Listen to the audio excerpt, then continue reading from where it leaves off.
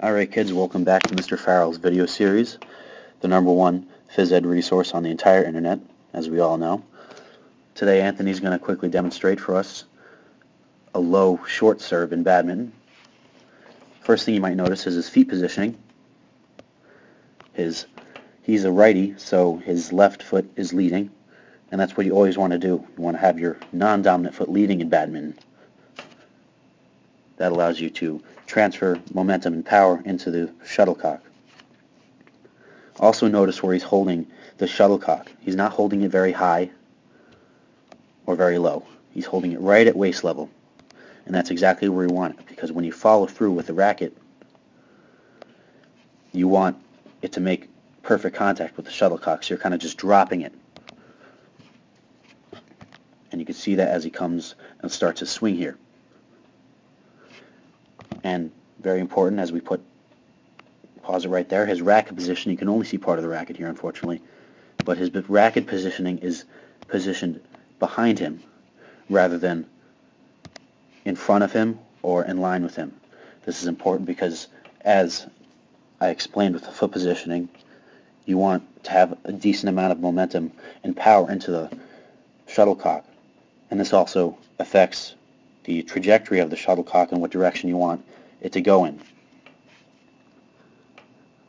Now moving on, I explained before his foot positioning and how important that is for weight transfer and power into the shuttlecock, but this hit is a little bit different in some senses, in that you're not using all your resources possible to put as much power into it as possible, because the low short serve is low and short. You don't want it to put too much power because it's going to go high and deep. You don't want that.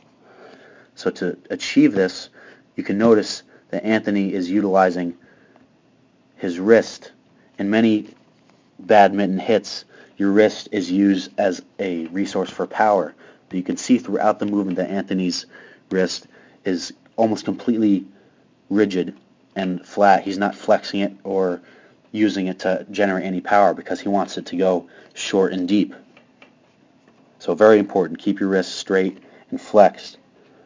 Don't bend it or don't use it as a resource for power, because that's not what we want.